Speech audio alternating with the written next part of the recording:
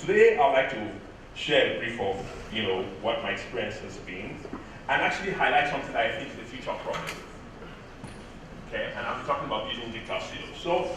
So in doing digital healthcare, right, one of the first things you want to do is try and digitize healthcare records. We think that's the foundation for being able to transform the healthcare system, because if you don't digitize that, the point of encounter for healthcare for a large portion of us is the hospitals, right? And let me just do a quick random sample. If you're not a medical person here, how many of you have ever seen your case note? None. That's embarrassing. Because the truth is this, right? The more you know about your healthcare, the better you can participate and better outcome you can get.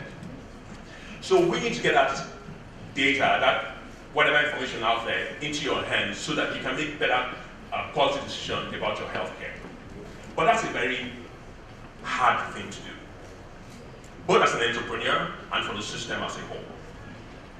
But the interesting thing is that while we started this journey, when various people are doing stuff across board, like this today I can count across the country, probably have about 10 different companies that are trying to do electronic health record system or electronic medical record system in very some or the other. The interesting thing is that we're all using digital silos. So we've gone from trying to transform paper, which was not shareable, to now building digital health systems that also don't talk to each other. And that for me is a very big concern.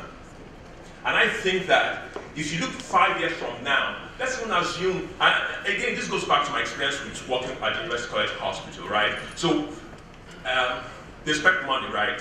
Each successive administration had a budget to do digital health. We had telemedicine center funded by the Indian government. We're talking to 52 African countries, each Indian hospital, but we could not talk to the next hospital 100 meters away from UCH. And it was painful for me. And I see that replicating itself even now that we're trying to push this digital healthcare system. And I want to sound out a warning today that please let's stand back and look at what the future will be and how we can design systems that can speak to each other. And when I talk about designing systems, it's not just about the techie people, right? A large chunk of the design process should come from all of us that are here because we're all stakeholders within that whole process system. So talking about building digital silos, and so what we've done is digitize those case notes.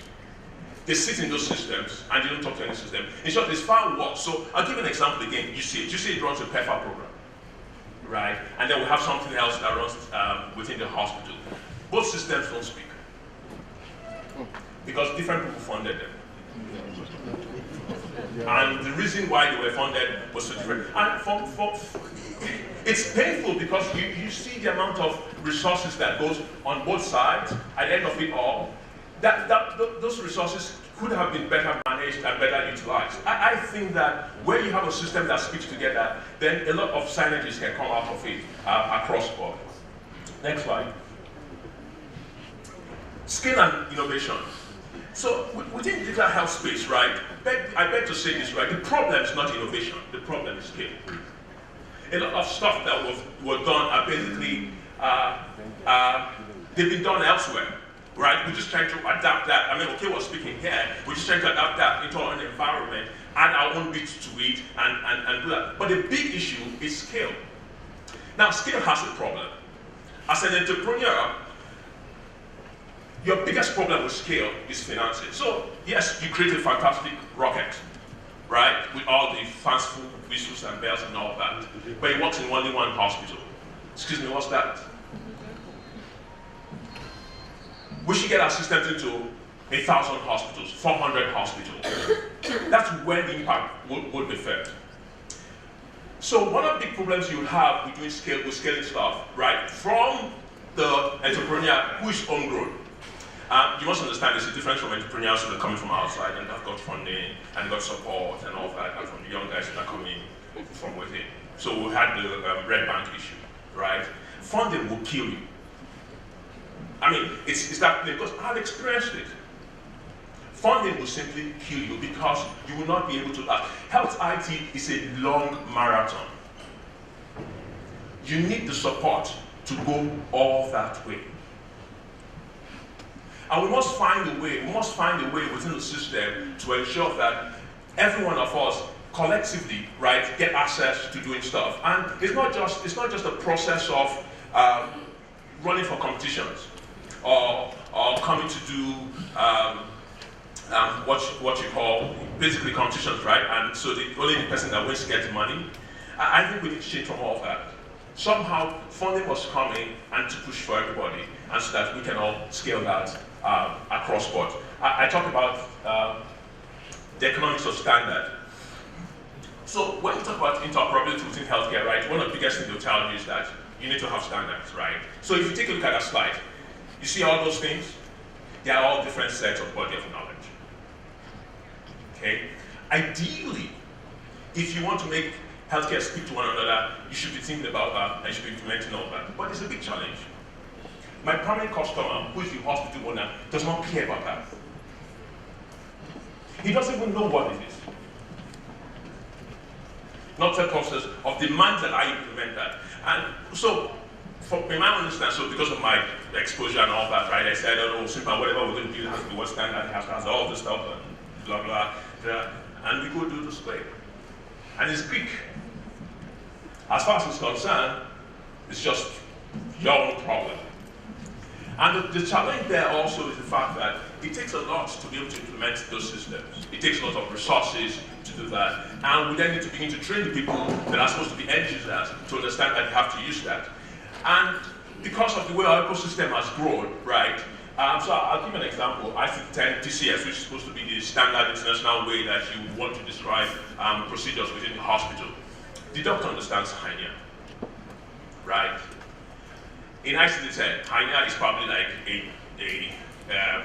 it's not a one-to-one translation. Okay, and you actually need someone that has specialized body knowledge to be able to do that translation. So we think we can do it with pieces, right? And you know, with computing power and take off that one person. But it just doesn't work that way because that knowledge base has to be there. And even within people that you say should know, so we're talking about the health records officer. Again, let me just be pause here and just say that, please, health IT is not about doctors alone.